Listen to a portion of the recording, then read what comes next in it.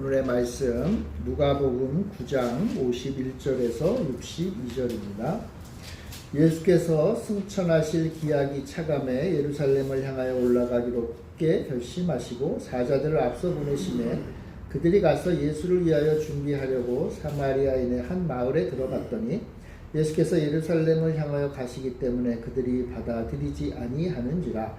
제자 야고보와 요한이 이를 보고 이르되 주여 우리가 그를 명하여 하늘로부터 내려 저들을 멸하라 하기를 원하시나이까. 예수께서 돌아보시며 꾸짖으시고 함께 다른 마을로 가시니라.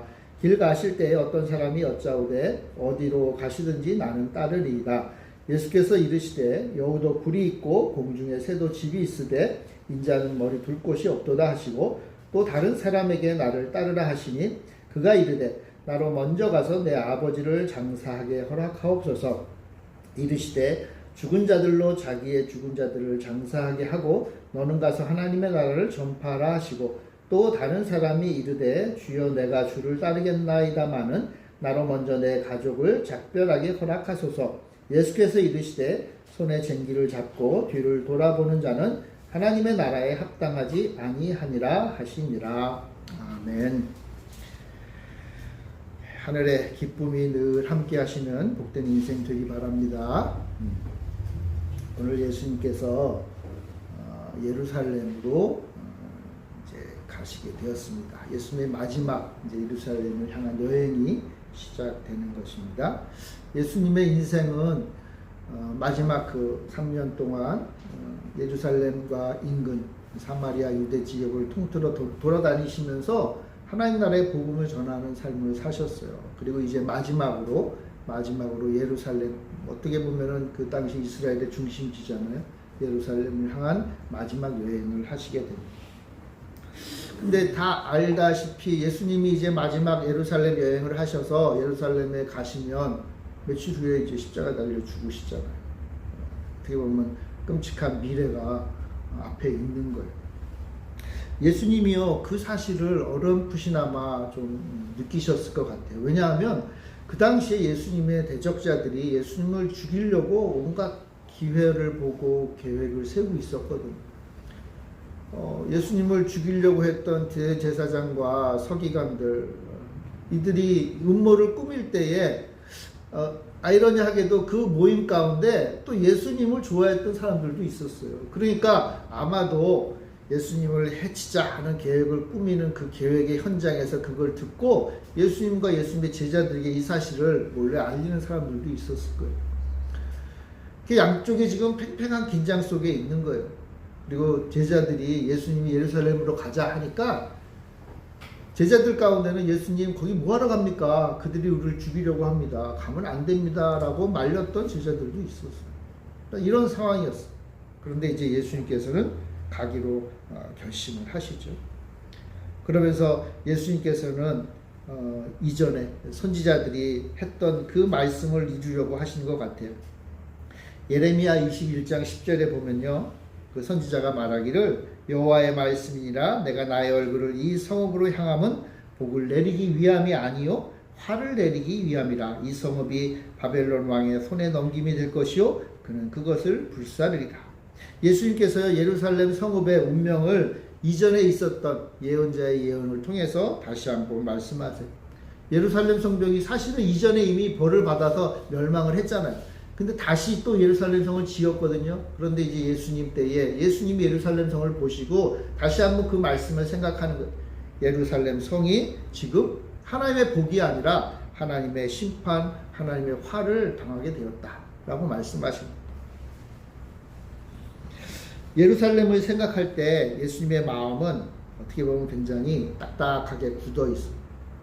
제가 전에도 말씀드린 적이 있는데 예수님께서는 예루살렘 성을 사랑하셨지만 예루살렘 성전을 사랑하셨지만 또 한편으로는 그곳에서 펼쳐지고 있는 악한 일들 때문에 굉장히 화가 나셨어요.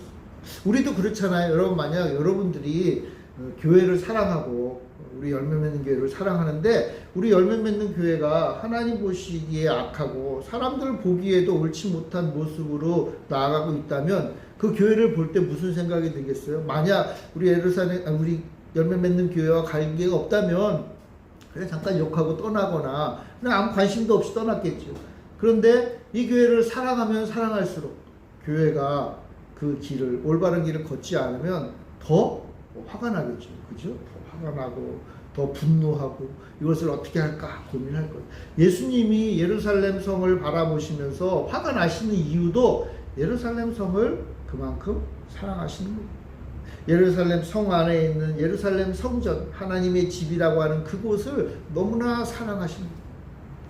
사랑하시기 때문에 화가 나십니다. 그러면서 이제 예수님은 마지막 이 예루살렘 성을 향한 여행을 하세요. 예루살렘 성을 무엇인가 좀 변화시키고 싶으셔서 그 마음을 가지고 출발하시는 겁니다. 오늘 우리가 읽은 이 누가복음 9장 그 51절부터 19장 27절까지, 그러니까 그건 거의 한 10장 가까운 이 내용이 바로 예수님이 예루살렘 성을 향해서 가시는 그 여행의 기록이, 어떤 면에서 보면 그래서 이 예수님의 마지막 여행은 예수님의 마지막 여행과 동시에 예수님의 제자들의 마지막 여행이고, 이제 이 말씀을 읽는 오늘 우리들에게는 예수님과 함께하는 제자의 여행의 모습을 보여주고 있습니다. 흔히요 예수님을 섬기는 그리스도인들, 성도라고 그러죠. 교회의 교인들, 성도들을 뭐라고 표현하냐 하면 예수님의 제자다라고 표현해요. 예수님의 제자.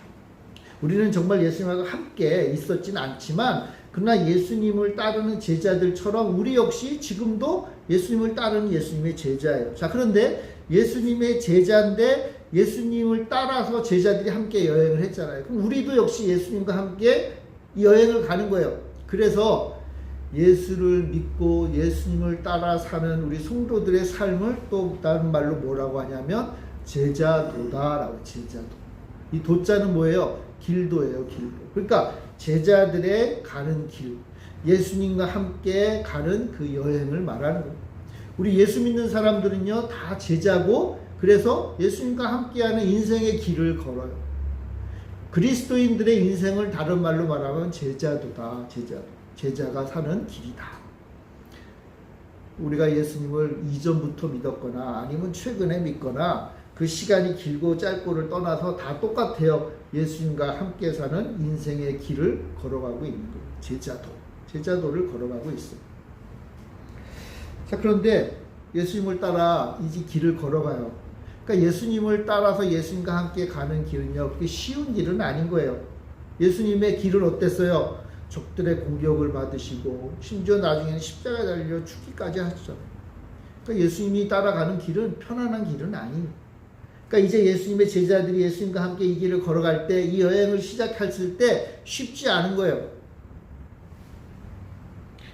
그래서일까요? 예수님은 제자들에게 이 여행을 시작하면서 오늘 우리가 읽은 본문에서 굉장히 중요한 두 가지 지침을 이야기하세요. 이게 어떤 면에서 보면 예수님의 제자도의 중요한 지침인 거예요. 예수 믿는 사람들이 예수님 따라 이 남은 우리의 인생을 살아갈 때에 잊으면 안 되는 두 가지 중요한 지침이에요. 이거는요, 이 당시 예수님의 제자들도 중요하게 잘 들어야 됐지만 오늘 우리도 마찬가지예요. 예수 믿는 사람은 여러분 어떻게 살아야 됩니까? 예수님을 따라 사는 사람들은 어떻게 살아야죠? 뭐 해야 될 일 많고 사람들한테 보여야 할 일 많고 어떤 면에서 보면 중요한 일들이 많겠는데 오늘 예수님께서는 두 가지 중요한 걸 말씀하세요. 이 두 가지 중요한 예수님의 이 지침을 여러분들이 잘 들으시고 여러분들이 앞으로 남은 인생을 살아갈 때에 거기에 맞춰서 살아가야 된다. 거기에 맞춰서. 자, 그러면 이 두 가지 지침이 무엇일까요? 어떤 면에서 보면 제자도의 기초죠. 제자가 걸어가는 그 길을 걸어갈 때에 잊으면 안 되는 그 두 가지 지침. 첫 번째는 뭐냐면 52절부터 56절에 담겨져 있습니다. 52절부터 56절에 보면 이제 예수님이 예루살렘을 향해서 여행을 가셔야 되는데, 예수님이 지금 계신 곳이 이스라엘 북쪽의 갈릴리라는 곳이고, 이제 예수님이 가셔야 될 예루살렘은 유다, 남쪽에 있는 유다예요. 그런데 갈릴리에서 유다로 가려면 길을 갈 때 중간에 거쳐야 되는 지역이 있어요. 그게 바로 사마리아라고 하는 지역이에요. 유다나 사마리아나 갈릴리나 서로 이렇게 사이는 좋지는 않았는데, 그래도 갈릴리하고 유다는 그래도 사이가 좋았어요. 다 같이 하나님 잘 믿는 사람들이었어요. 근데 이 중간에 이 사마리아는요, 하나님을 섬기긴 섬기는데 약간 좀 이상해요. 그래서요, 유대 사람들과 사마리아 사람들은 서로 사이가 안 좋았어요. 티격태격했어요. 종교가 좀 달랐어요. 똑같이 하나님을 섬기는데 약간 달랐어요. 약간 다른 정도가 아니라 서로를 굉장히 하대하면서 바라보는 그런 관계였어요. 그러니까 예수님과 예수님의 제자들이 이제 예루살렘을 향해서 이틀 여행을 갈 때, 여행을 가려면 그래도 좀 도움을 받아야 되잖아요. 근데요, 사이가 안 좋다 보니까 문제가 발생했어요. 아마 사마리아 사람들이 예수님과 그의 제자들의 여행을 별로 돕지 않았던 것 같아요. 그러니까 제자들이, 예수님의 제자들이 좀 화가 났어요. 화가 났어요.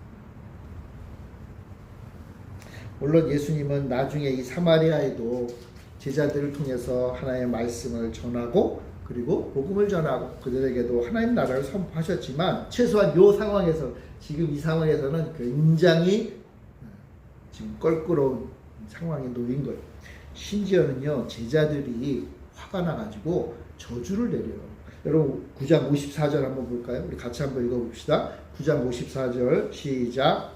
제자 야고보와 요한이 이를 보고 이르되 주여 우리가 불을 명하여 하늘로부터 내려 저들을 멸하라 하기를 원하시나이까. 제자들이 아주 세게 얘기하죠. 예수님, 저로 사마리아의 사람들이 우리를 이렇게 힘들게 하니까 우리가 불을 명해서, 하늘에 불을 명해서 하늘에서 불이 내려가지고 저들을 멸하게 할까요? 그러니까 이런 거죠. 우리가 기도해가지고 하나님 앞에 기도해서 번개가 쳐가지고 불이 내려서 저 사마리아인들을 벌을 줄까요? 그러니까 그만큼 굉장히 화가 났다는 거예요. 화가 났다는. 근데 뜬금없이 야고보와 요한이 이런 말을 왜 했을까요? 이 말씀은요, 어떤 면에서 보면 구약 시대에 있었던 일을 좀 이야기하고 있는 거예요. 열왕기 하에 보면요, 그 이스라엘에 그 아하시아라는 왕이 있었어요. 근데 이 아하시아가 병에 걸려가지고 도대체 치료할 방법이 없는 거예요. 근데 이 아하시아는요, 하나님을 잘 섬기기보다는 우상을 섬겼어요. 그래서 이 아하시아가 원래 병에 걸렸을 때 이걸 치료하고 싶어서 우상인 바알세부벽, 그 당시 우상의 이름 가운데 하나예요. 바알세부백에 이제 묻고 나 좀 치료해 주세요 이렇게 예배를, 우상에게 예배를 드렸던 사람인데 낫지를 않는 거예요. 낫지를 않아. 그러니까 좀 겁도 나겠죠. 그래가지고는 어떡할까 하다가 여호와를 섬기는 선지자 엘리야, 여러분 많이 들어보셨죠? 엘리야 선지자에게 가서 물어보게 돼요. 그러니까 이게 하나님을 무시하고 하나님을 안 섬기고 살다가도 죽을 때가 되면 하나님 찾는 거예요. 그죠? 그래서 겁이 나가지고 엘리야 선지자한테 가서 하나님을 섬기는 그 엘리야 선지자에게 나 좀 살려달라고 한번 얘기해라. 근데 그러면 여러분 자기가 가야 되잖아요. 그죠? 자기가 가야 되는데 자존심이 좀 상했나 봐요. 그래서 사람들을 보내요. 50부장 그리고 50명의 군인을 보내요. 50명, 그러니까 50명의 군인이면 그렇게 작은 군대는 아니죠. 그렇지만 그걸 보내서 엘리야에게 내가 어떻게 하면 되겠느냐 물어봐라 라고 보내요. 열왕기하 9장 1장 9절부터 10절에 보면 이런 말씀이 있어요. 제가 한번 읽어볼 테니까 여러분 들어보세요. 이에 50부장과 그의 군사 50명을 엘리야에게 보내매 그가 엘리야에게로 올라가 본즉 산 꼭대기에 앉아있는지라 그가 엘리야에게 이르되 하나님의 사람이여 왕의 말씀이 내려오라 하셨나이다. 엘리야가 50부장에게 대답하여 이르되 내가 만일 하나님의 사람이면 불이 하늘에서 내려와 너와 너의 50명을 살을지로다 하매 불이 곧 하늘에서 내려와 그와 그의 군사 50명을 살랐다. 그러니까 이런 일이 있었던 거예요. 그러니까 엘리야가 내려와서 우리 좀 살려주니까 내가 하나님의 사람이 너희들에게 불이 임해서 너희들 다 죽을 거야. 근데 진짜로 그런 일이 벌어졌다. 여러분 이러면 왕이 어떻게 돼? 이 소식을 듣고 회개해야죠. 지가 와야지. 지가 살고 싶으니까 왜 애꿎은 자기 부하들을 죽여요. 근데요 또 보내요. 또. 근데 또 그런 일이 3번씩이나 그런 일이. 4번째 왕이 또 보내요. 근데 이 4번째 보냈던 이 50부장은 하나님을 섬기는, 하나님의 그것을 두려워했던 사람인 것 같아요. 그래서 이 50부장이요 왕이 명령하니까 가긴 가야 되잖아요. 근데 가가지고 엘리야에게 뭐라고 얘기하냐면 나 좀 살려주세요. 무릎을 꿇고 엘리야에게 사정을 해요. 나도 살고 내가 데리고 온 이 부하들도 앞선 일들처럼 죽으면 얼마나 억울해요. 나 좀 제발 살려주세요. 그렇게 기도해요. 엘리야가 기도해서 불이 내리지 않고 그 50부장에게 뭐라고 얘기하냐면 너는 가서 왕에게 왕이 너 죽을 거야 라는 말을 선포해라 라고 이렇게 하고는 들렸어요. 그러니까 이 말씀을 지금 야고보와 요한이 기억을 한 거예요. 그래가지고는 자기들을 잘 영접하지 않는 이 사마리아인들에게 하나님의 불이 임하기를 원하는 거예요. 그게 예수님에게 그렇게 할까요? 이렇게 얘기를 하는 거예요. 이거를 거룩한 분노라고 얘기를 해요.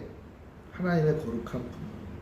근데 여러분 이것은요 우상을 섬기고 하나님을 떠나고 하나님을 외면하고 살던 자들에 대한 하나님의 심판을 상징하는 거예요. 자 그러면 여러분 보세요. 이 제자가 한 말이 어때요? 괜찮은 건가요? 이렇게 해도 되나요? 우리가 예수 믿고 예수님을 전하고 복음을 전하고 이렇게 얘기를 했는데 그걸 무시하고 막 뭐라고 우리를 괴롭히고 우리를 해치려고 하는 자들에 대해서 하나님 예전처럼 우리에게 불을 내려주셔서 저 우리를 괴롭히는 모든 이들을 다 멸하게 해주세요 라고 기도하라는 걸까요? 안타깝게도 이 두 제자의 모습은요 교회 역사 가운데 많이 있었어요. 그러니까 지나친 열정으로 휩싸이는 거예요. 내가 예수님을 전하고 하나님을 전하고 복음을 전하고자 하는 그 열망이 너무나 많다 보니까 예수님의 말씀을 딱 전하고 전도를 했는데 거기에 반응이 없고 오히려 막 뭐라고 하니까 화가 나가지고 하나님 내가 복음을 전했는데 저 사람이 받아들이질 않네요. 하나님 저들에게 벌을 내려주세요. 뭐 이렇게 한다는 거예요. 여러분 그런 사람들이 있나요 없나요? 여러분들 그렇게 살면서 그런 거 경험해 보셨나요? 예수 믿으면 천국이고 예수 안 믿으면 지옥이다. 뭐 이러면서 막 프레카드 딱 걸고 예전에 요즘은 못하지만 예전에는 지하철 같은 데 가면요 막 이렇게 입간판 같이 이렇게 해놓고 막 돌아다니잖아요. 또는요 예수님 전하고 복음을 전하는데 말을 안 들으면 막 뭐라 그러잖아요. 저도 그런 생각이 좀 들 때가 있었어요. 예전에 전도를 하는데 전도지를 주고 예수님 믿으세요 이렇게 했는데 그 사람이 막 갑자기 막 화를 내는 거예요. 교회에 안 좋은 추억이 있었던 거죠. 이제 그분은. 근데 막 하려고 저한테 막 욕을 하고 막 그러는 거예요. 너무 화가 나는 거예요. 내가 무슨 뭐 죽으라고 한 것도 아닌데 화가 나는 거예요. 그럼 제가 돌아서 가지고 이렇게 기도할 수 있을까요? 하나님 내가 복음을 전했는데 좋은 걸 전했는데 저 사람이 나를 이렇게 받아들이지 않고 나한테 욕을 해요. 하나님 저 사람에게 저주를 내려주세요. 그럼 이렇게 기도해야 될까요?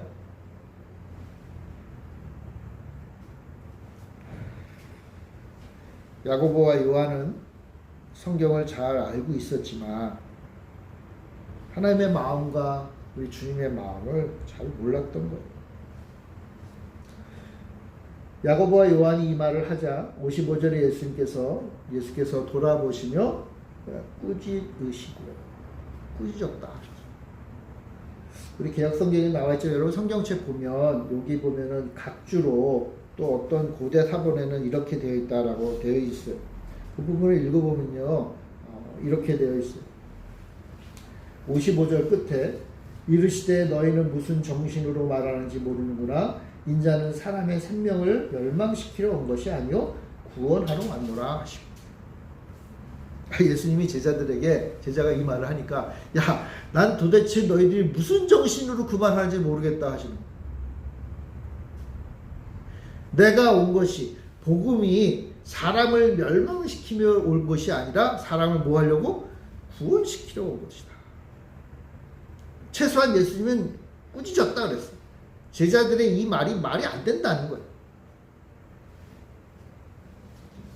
예수님이 우리에게 오신 목적은 예수님이 우리를 통해서 세상 가운데 복음을 전하신 목적은 어떤 면에서 보면 세상을 심판하는 것이 아니라 세상을 구원하기 위함이에요. 그러니까 내가 복음을 전했는데 좋은 반응을 하지 않을 때가 있지요. 그럴 때 어떻게 하라는 거예요? 화를 내고 저주하라는 게 아니라 그들을 오히려 불쌍히 여기고 우리가 하나님 앞에 기도를 해야죠. 그죠? 전도를 했으니까 그 사람이 어떤 상황에 대해서 기도할 때에 하나님 예수 안 믿으니까 저주를 내리고 불 내려주세요, 심판하세요가 아니라 그들을 불쌍히 여기고 하나님 그들의 마음을 돌이킬 수 있도록 하나님께서 돌봐주세요라고 기도하라는 거예요. 물론 이 여행은 쉽지 않은 여행이죠. 여러분, 예수님을 전하는 게 이렇게 쉽지 않아요. 쉽지 않아요. 인간적으로는 굉장히 가까운 사이인데 참 이상해요. 친한 친구 사이인데요. 그 친한 친구기 때문에 예수님 믿고 같이 구원받으면 얼마나 좋아요. 그래서 친한 친구니까 복음을 전하는데 지금까지는 친한 친구와는요, 지금까지는 아무런 어려움이 없었는데 그 관계에 예수님이 들어오는 그 순간 완전히 바뀌어요. 저는 가끔 그런 생각이 들어요. 아, 그래서 이게 정말 영적인 거구나. 사람과의 관계로는요, 아무런 부족함이 없이 굉장히 친한데, 여러분, 친한 사람들끼리 내 친한 친구를 소개해 주는 게 뭐가 문제가 돼요? 그죠? 이상한 게 아니잖아요. 내 친한 친구에게 내가 친한 또 다른 친구를 소개해 주는 건 당연한 거예요. 어떤 면에서. 그리고요, 내가 내 친한 친구를 소개했다고 해서 걔가 막 화를 내지 않죠. 오히려 그래? 너 좋은 친구야? 그래, 그럼 그 사람 참 좋은 사람이네. 그러면 나도 한번 사귀어 볼까? 이게 상식이잖아요. 근데 이상하게 내가 참 좋아하고 사랑하는 친구에게 내가 좀 사랑하고 좋아하는 우리 예수님을 전하는 그 순간 뭔가 좀 다른 일이 벌어져요. 이상하게 싫어해요. 너 도대체 너 전도하냐? 너 또 예수 전하냐? 이래요. 예수가 좋은 분인데, 예수님이 우리를 사랑하시는 하나님이신데, 그러면 정상적인 상태라면 그래 하고 들어볼 만도 한데, 근데 뭐예요? 왜 그럴까요? 물론 지금까지 예수 믿는 사람들이 보여준 잘못된 것들이 있다 보니까 사람들이 어떻게 해요? 나 예전에 예수 믿는 그 이상한 놈 때문에 내가 힘들었어. 근데 그건 예수님이 이상한 게 아니잖아요. 예수 믿는 그 사람이 이상한 거잖아요. 근데 이상하게 예수님을 전하면 그런 상식과 이성이 잘 안 통해요. 사람들이 너무나 다 감정적이 돼버려요. 근데 여러분, 그 속을 잘 들여다보면 무슨 일이 있는지 아세요? 그런 것들을 사용하는 악한 세력이, 악한 영이 있는, 예수 믿으면 안 되니까. 그러니까 어떻게 해요? 방해해요. 막아요. 어떻게든지 예수 못 믿게 하려고 애를 쓰는 거예요. 그럼 그래서 화가 납니까? 그래서 그 사람을 저주해야 되나요? 이 제자들은요, 겉으로 드러난 자기들을 해치려고 하는, 해하려고 하는 그 겉에 드러난 그 사람들을 막 저주하는데, 우리 예수님은 아시는 거예요. 그들에게 잘못이 없어요. 오히려 그들 어떻게 해요? 사랑으로 품어야 되는 거예요. 그러니까 제자들의 말에 대해서 예수님이 말씀하시는, 너희들 제정신이냐? 그러면 안 된다는 거예요.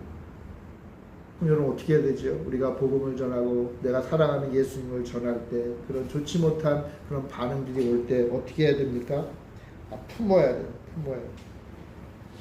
여러분, 복음은요, 폭력적인 힘과 폭력적인 그러한 권세에 따라 좌우되는 게 아니라 사랑하고 아끼고 그리고 받아들이고 포용하고, 그런 다른 말로 그런 관용이라고 하죠. 관용 받아주고 포용하는, 그게 필요한 거예요. 예수님이 제자들에게 나를 따르기 위해서 가져야 될 삶의 중요한 덕목으로 제시하신 게 첫 번째가 뭐냐? 바로 관용이에요. 예수님을 따르는 예수님의 제자, 좀 다른 말로 말하면 그리스도인, 성도가 보여줘야 될 굉장히 중요한 덕목이 있어요. 그게 첫 번째는 뭐냐? 관용이라는 거예요. 예수 믿는 사람들은요, 좀 속이 넓어야 돼요.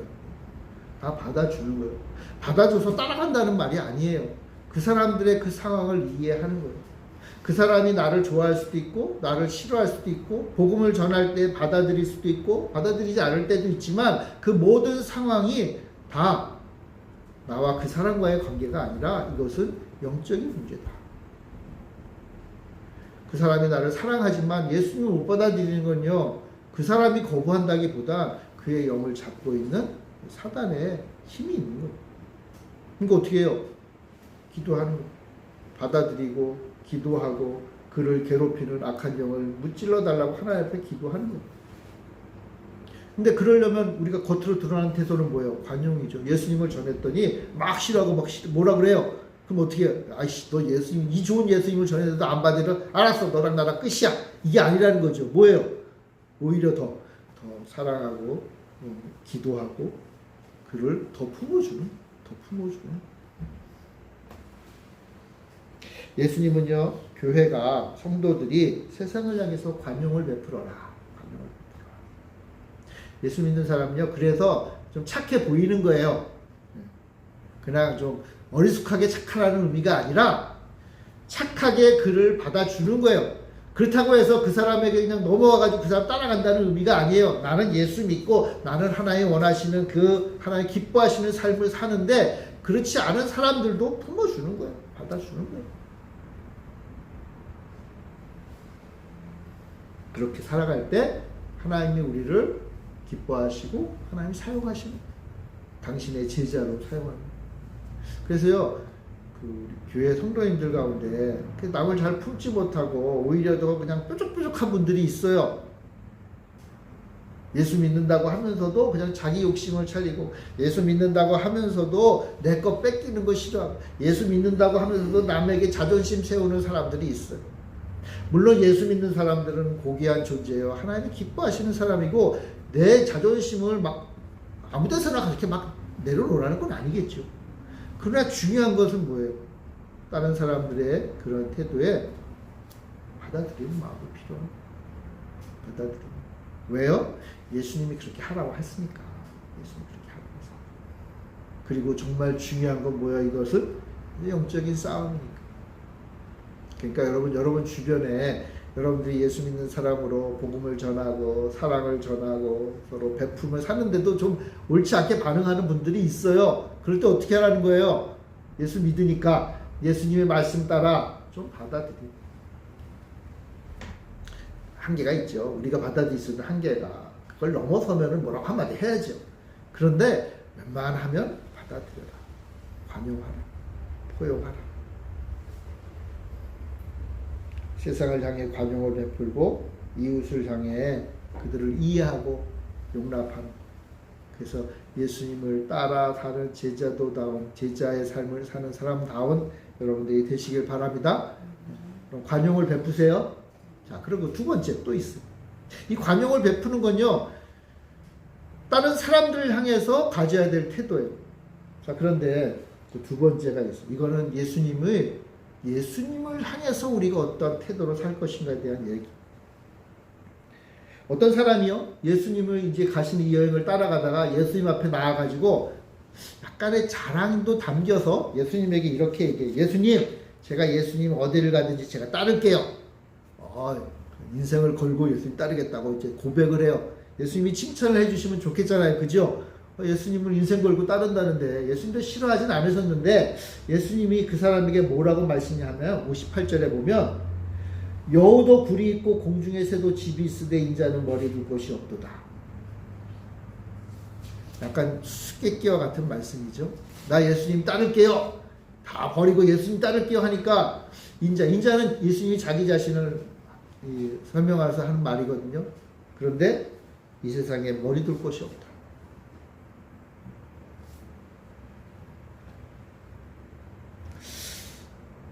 또 다른 말씀을 하세요. 59절에 보면 또 다른 사람에게 나를 따르라 하시니까 여기서는 예수님이 먼저 말씀하시죠. 그러니까 그가 뭐라 그래요? 나로 먼저 가서 내 아버지를 장사하게. 아버님이 돌아가셨으니까 장사를 치를 수 있게 해라. 근데 이거는 우리나라 시대 우리의 장사하고 약간 다른데 이스라엘은요 사람이 죽으면요 1차 장사를 지내요.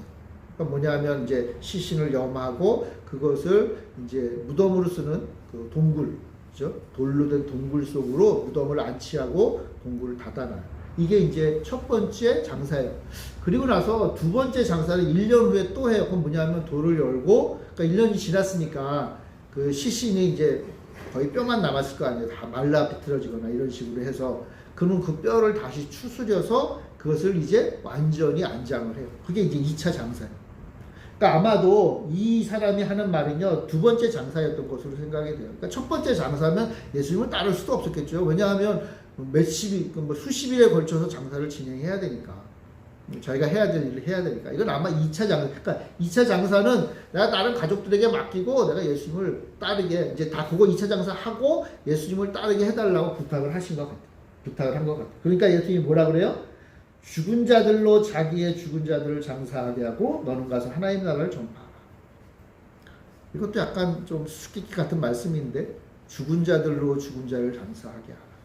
그러니까 최소한 너는 그거 신경 쓰지 말고 뭐하라? 하나님 나라의 복음을 전해라 라고 말씀합니다. 또 다른 사람이 이제 이야기를 해요. 주여 내가 주를 따르겠나이다마는 나로 먼저 내 가족을 작별하게 허락하소서. 작별 인사 좀 하게 해주세요. 작별. 그리고는 따르겠습니다. 그러면 예수님이 그래라 인사하고 와라 라고 할 만도 하잖아요. 근데 예수님이 여기서 또 뭐라고 하냐면 손에 쟁기를 잡고 뒤를 돌아보는 자는 하나님 나라에 합당하지 아니하리라. 여러분 이 세 가지 제자들, 예수님을 따르겠다고 또 예수님이 따르기를 요청한 사람들에게 하신 그 대화를 통해서 우리가 알 수 있는 예수님의 제자의 중요한 덕목이 뭘까요?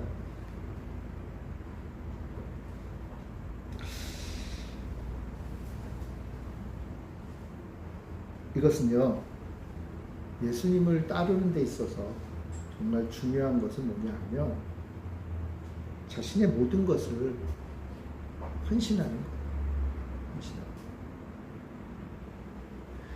내가 해야 될 의무나 내가 사람들에게 보여야 될 그런 모습들을 포기할 만큼 예수님을 따르는 것에 대한 우선순위를 두는 삶입니다. 우선순위.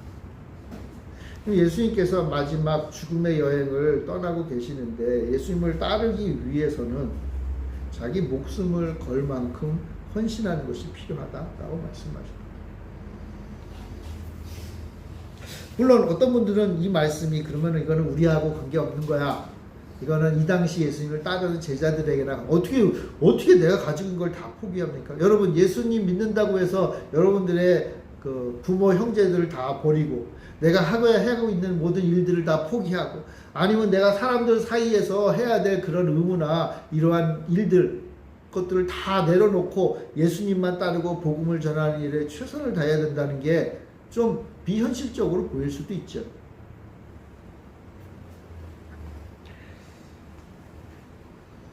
근데 여러분 이 말씀은 우리 인생이 어디로 초점을 잡을 것인가에 대한 문제예요. 그러면 예수님께서 마지막으로 말씀하세요. 손에 쟁기를 잡고 뒤로 돌아보면 하나님 나라에 합당하죠. 여러분 앞에 소가 있고 이제 쟁기를 재고 이제 밭을 가는 거잖아요. 자, 소가 앞으로 나가고 쟁기를 재고 있어. 자, 그런데 누가 불러요. 그래서 뒤를 돌아봐요. 그럼 어떻게 되죠? 여러분 쟁기를 져봤어야 알지, 그죠? 소가 앞으로 나가고 쟁기를 딱 재고 이렇게 밭을 갈고 있는데 누가 불러가지고 뒤를 봐요. 뒤를 보고 다시 빨리 오면 되는데 하여튼 누가 불러서 계속 그 친구랑 얘기를 하고 있는 거예요. 자, 그럼 어떻게 되죠? 이 말씀의 의미가 뭐예요? 그 고랑이 어떻게 된다는 거예요? 삐뚤빼뚤해진다는 거예요. 지 멋대로 가는 거예요. 여러분 소가 쟁기를 잴 때 가만히 정확하게 그 직선을 쭉 가겠어요? 소가 계속 앞으로 직진해서 가는 이유가 뭐예요? 내가 쟁기를 잡고 있으니까요. 내가 쟁기를 잡고 소가 옆으로 갈 때마다 이렇게 툭툭 치거나 조정을 해가지고 쭉 가는 거잖아요. 근데 누가 불러서 뒤를 돌아보면 어떤 일이 벌어져요? 엉망진창이 된다. 그러니까 어떻게 하라는 거예요? 내 주변에서 벌어지는 일보다 이 소를 바로 가게 해서 이 쟁기로 이 밭을 잘 갈 수 있는 일에 집중하라는 거예요. 여러분 농부도 내가 이 밭을 갈고 있을 때는 집중한다는 거예요. 하물며 예수님 믿고 예수님의 복음을 전하며 그리스도인으로 이 땅에서 살아갈 때에 집중해야 될 부분이 있어요. 그게 뭐예요? 예수님을 따라 헌신하며 사는 거예요. 예수님을 따라 믿음으로 사는 거예요. 가끔요 신앙생활 하는 분들 가운데 내가 예수님을 믿고 하나님 나라를 위해서 내 인생의 방향을 정하고 그것만 바라보고 나아가야 되는데 그냥 옆에서 들리는 소리에 왔다 갔다 하는 사람들이 있어. 야, 예수님 믿는 것도 좋지만 이게 더 중요하다. 야, 지금은 이게 더 해야지. 이거 해야지. 지금은 야, 이걸 준비해야 나중에 예수님 일도 하는 거야. 뭐 왔다 갔다 하는 거야. 왔다 갔다. 그럼 어떻게 돼요? 내가 살아온 인생에 밥고랑에 보면 어떤 모습으로 되어 있는 거예요? 직진으로 쫙 되어 있는 게 아니라 이리 갔다 저리 갔다 이리 갔다 저리 갔다 되어 있는 거예요. 그럼 여러분 만약 밥고랑이 그런 식으로 놓아졌다면 어떻게 돼요? 거기다 씨를 뿌리면 엉망진창이 된다는 거예요. 아니 사실은 밥고랑이 그렇게 된 밭에 아무도 씨를 그렇게 안 뿌릴 거예요. 이제 다시 어떻게 다시 다 갈아엎어야죠. 어떻게 그래서 다 고랑을 다시 파야 돼. 그러니까 뭐예요? 정신을 똑바로 차리고 예수님 바라보고 밭고랑을 올바르게 놓을 수 있도록 집중해서 살라는 거예요. 예수님만 바라보고 살아라 그런 말이라고도 볼 수 있어요. 예수님 내 인생에서 가장 중요한 게 뭐냐라는 것을 머릿속에 두고 거기에 집중해서 살아가는 거예요. 물론 우리가 이 땅에 살면서 애쓰고 수고해야 되는 일들이 많아요. 그건 맞아요. 부모라면 자녀들을 잘 키워야 되고 부부라면 부부 사이에 서로 사랑하고 아끼며 살아야겠죠. 내가 회사를 다닌다면 그 일에 최선을 다해야 될 것이고 내가 처한 자리와 내가 처한 위치와 내가 해야 될 일들을 최선을 다하면서 해야 될 거예요. 예수 믿는다고 해서 예수님께 집중하는 인생을 산다고 해서 내가 해야 될 일을 다 내려놓고 그냥 한량같이 산다는 의미가 아니에요. 내가 할 일들이 많아요. 그런데 그 모든 일들 가운데 가장 중요한 게 뭔지를 알고 거기에 집중하며 살아야 된다. 예수님을 따르려면 예수님의 제자가 되려면 예수님의 제자가 되려면 그래서 이걸 뭘 말해요? 헌신을 말하는 거예요. 헌신. 여러분들이 살아가면서 하는 일들이 많이 있죠? 그죠? 사실 얼마나 귀해요. 얼마나 멋진 일들을 살고 있습니까? 내가 가지고 있는 소유를 늘리는 일도 중요하고 다른 사람들을 돕는 일도 중요하고 또 가족도 중요하죠. 이게 악하다는 말이 아니에요. 이건 우리가 해야 될 일이고 이 일을 통해서 하나님이 기뻐하시고 많이들에게 사랑을 증거할 수 있는 거예요. 아까 세상 사람들에게 관용을 베풀려고 그랬잖아요. 그죠? 관용을 베풀기 위해서 관용을 베풀다 보면 참으로 그들에게 유익한 것을 주는 것이고 함께 나누는 거잖아요. 서로 사랑하는 거예요. 그러니까 겉보기에는 이분은 참 사람들을 사랑하고 사람들을 아끼고 베풀고 헌신하고 사람들에게 참 좋은 걸 주시는 좋은 분이야. 다 알아요. 사람들이 다 알아요. 또 그렇게 살아야 돼요. 자, 그런데 그렇게 살는데 그의 속심지는 어떻다는 거예요? 예수님을 믿고 살아. 예수님을 바라보는 거예요. 예수님이 이를 기뻐하실까? 예수님이 이 일을 나에게 원하실까? 늘 묻고 기도하고 예수님이 원하시는 소위 말하면 밭고랑을 올바르게 쭉 정확하게 고랑을 메고 사는 거예요.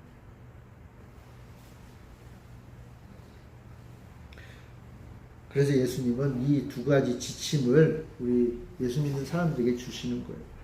많지도 않아요. 많지도 않아요. 복잡하게 이렇게 저렇게 뭐 이렇게 살아야 돼 저렇게 살아야 돼 많이 얘기할 필요도 없어요. 예수님은 딱 두 가지. 야, 이거는 지켜라. 사람들을 향해서는 뭐예요? 관용하고 사랑을 베풀고 품어주고.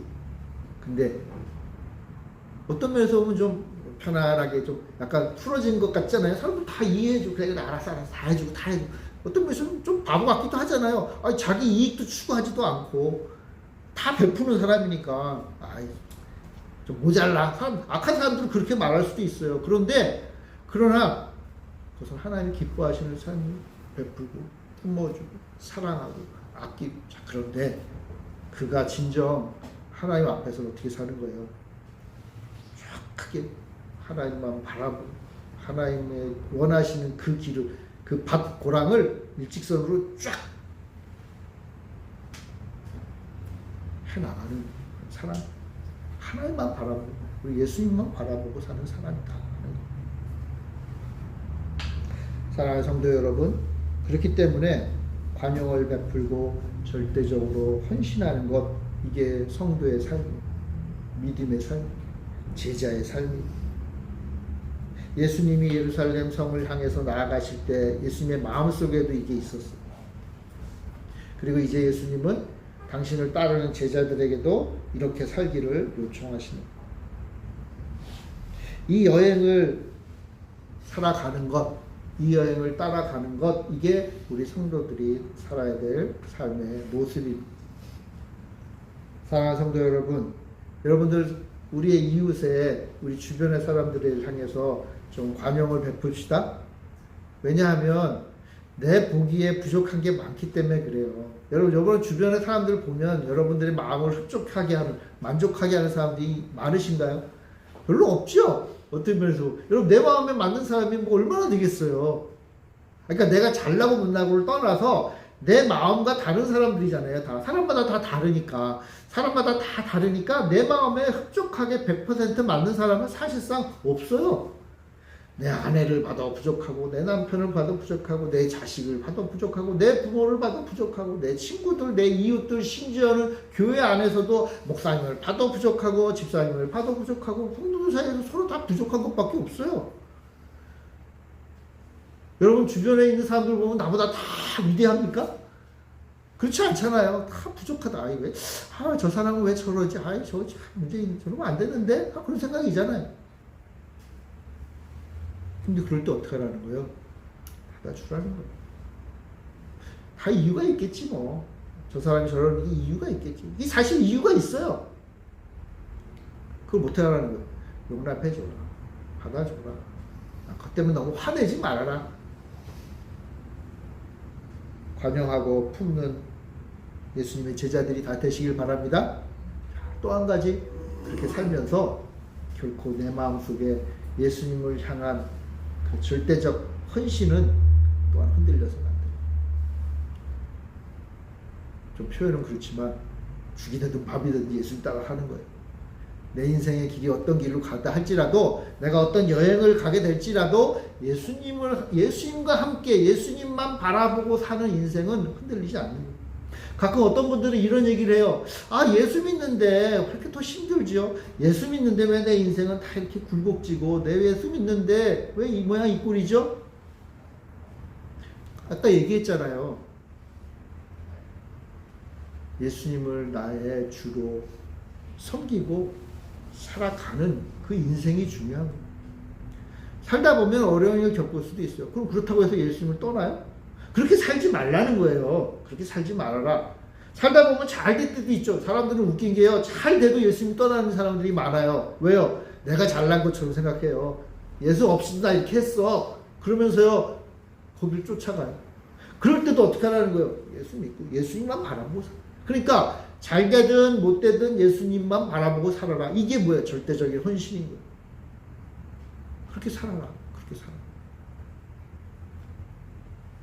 주변에서 뭐라고 해도 뒤돌아보지 마라. 앞만 바라보고 예수님을 향해서 가는 이 쟁기의 이 방향, 예수님을 향한 이 방향을 바꾸지 말아라. 그게 뭐예요? 헌신.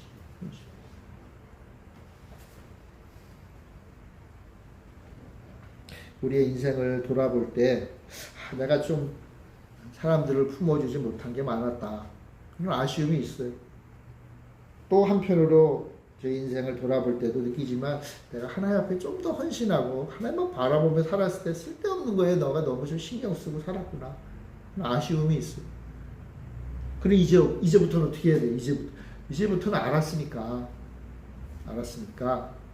사람들을 좀 더 품어주고, 그리고 이제 내 삶의 모습이 어떠하든 예수님만 바라보고 사는, 예수님을 향해 절대적인 헌신을 하며 사는 그런 사람들이 다 되시길 바라요.